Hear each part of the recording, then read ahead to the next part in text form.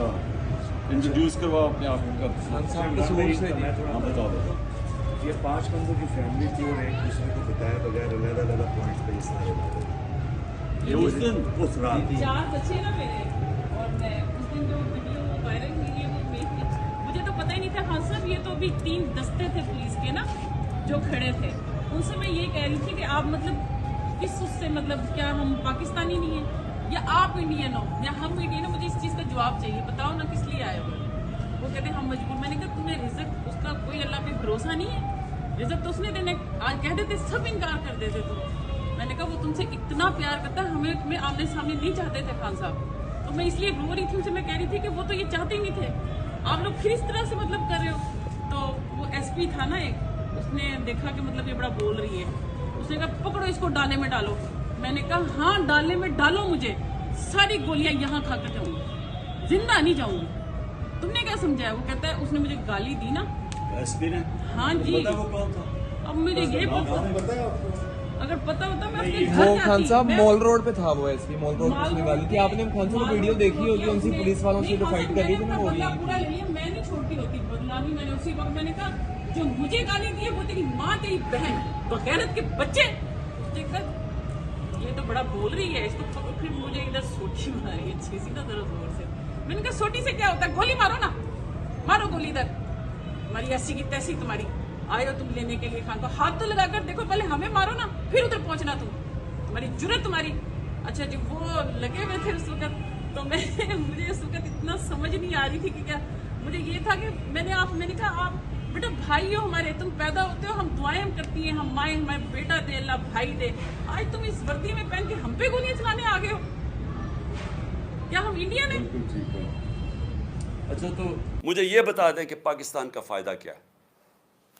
पाकिस्तान का सिर्फ फ़ायदा साफ़ और शफाफ इलेक्शंस में, और दूसरा कोई रास्ता नहीं है।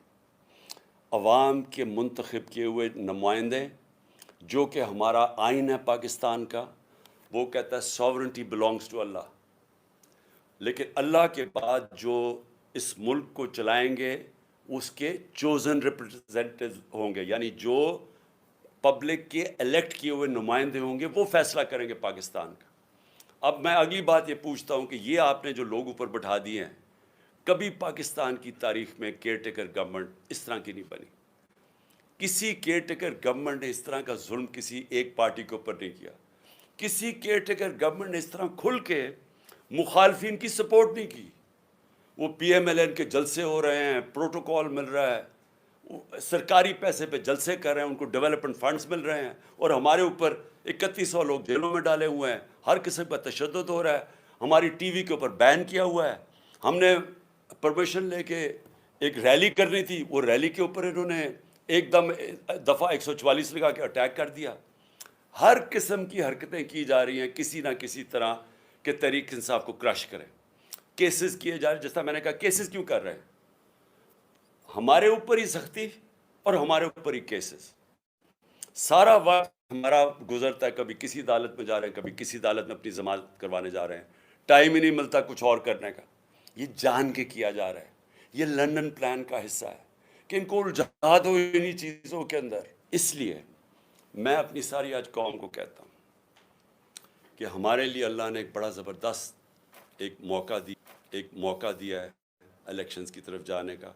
मैं ये नहीं समझता कि ये सीधी तरह आराम से सब कुछ हो जाएगा। मैं समझता हूँ कि पूरी रुकावटें डालेंगे। की तारीख का एक बड़ा खुशाइंद दिन है, और मैं चाहता हूँ कि सारी कौम इसको सेलिब्रेट करे, क्योंकि हमारी बदकिस्मती है, हमारी तारीख में ऐसे बड़े कम दिन आए कि जब इस मुल्क की कानून की हुक्मरानी हुई है, रूल ऑफ लॉ के रास्ते के ऊपर हम निकले, जब आइन की हिफाजत हुई है। तो मैं इसलिए चाहता हूँ कि ये एक ऐसा दिन है जिसमें हमारी सारी कौम को इसलिए खुशियाँ बनानी चाहिए कि जो हकीकी आज़ादी का रास्ता है वो आता ही इंसाफ से है। और इंसाफ का मतलब ये होता है कि कमज़ोर को ताकतवर से तहफ़्फ़ुज़ दे कानून आपका। इसको रूल ऑफ लॉ कहते हैं अंग्रेज़ी में। और अगर आपने मुल्कों के अंदर फ़र्क देखना है, मैं बार बार अपनी कौम को ये एक चीज़ समझाता रहा हूँ کہ میری ساری زندگی کا تجربہ یہ ہے کہ جو قومیں خوشحال ہیں وہاں انصاف ہے، جو قومیں غریب ہیں ادھر جنگل کا قانون ہے۔ میں پھر سے اپنی بات کرنے سے پہلے، کیونکہ جو بہت بڑا فیصلہ ہے سپریم کورٹ کا، اس سے پہلے میں صرف آپ کو مثال دینا چاہتا ہوں ڈنمارک کی اور پاکستان کی۔ میں پہلے بھی دے چکا ہوں، آج بھی دینا چاہتا ہوں۔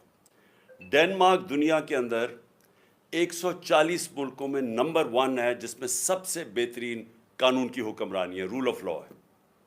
پاکستان 140 ملکوں میں سے 129 نمبر پہ ہے، ہم 129 پہ ہیں۔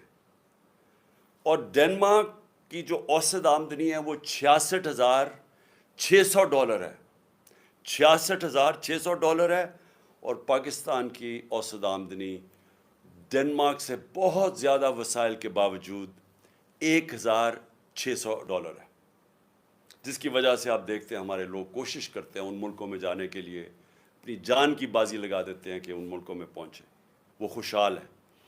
خوشحالی آتی ہے قانون کے ساتھ، انصاف کے ساتھ، رول آف لاء کے ساتھ۔ اب یہ جو آج جو ہوا ہے سپریم کورٹ میں، ہمیں کیوں خوشیاں بنانی چاہیے اس کی؟ کیونکہ آئین کیا کہتا تھا؟ ملک کا قانون آئین کے اوپر بیسڈ ہے۔ آئین تھا 1973 کا، 73 کا، جس میں ساری پارٹیز نے متفق فیصلہ کیا تھا ایک ڈاکیومنٹ کے اوپر جو پاکستان کا آئین ہے۔ آئین کہتا ہے کہ 90 دن کے اندر الیکشن ہوں گے جب آپ اپنی اسمبلیز ڈیزالو کریں گے۔ یہ آئین واضح ہے اس چیز پہ۔ ہم نے اپنی گورنمنٹ، 2 صوبائی گورنمنٹس پنجاب اور پختونخوا کی ہم نے ڈیزالو کر دی۔ ہم نے وکیلوں سے پوچھا، سارے ٹاپ وکیلوں نے کہا کہ کوئی گنجائش نہیں ہے 90 دن کے آگے۔ ہم نے اپنی اسمبلیز ڈیزالو کر دی۔ مجھے تب بھی کئی لوگوں نے کہا کہ دیکھیں جی یہاں اس وقت پاکستان کے حالات ایسے ہیں کہ انہوں نے آپ کی الیکشن نہیں کروانی۔ تو میں بار بار پوچھوں کہ کس قانون کے تحت انہوں نے الیکشن ڈیلے کرنی ہے؟ انہوں نے کہا جی پاکستان میں سب کچھ ہو سکتا ہے۔ تو میں سمجھتا ہوں کہ یہ بہت بڑا چیلنج تھا ہمارے لیے۔ ہم نے اپنی گورنمنٹس ڈیزالو کی۔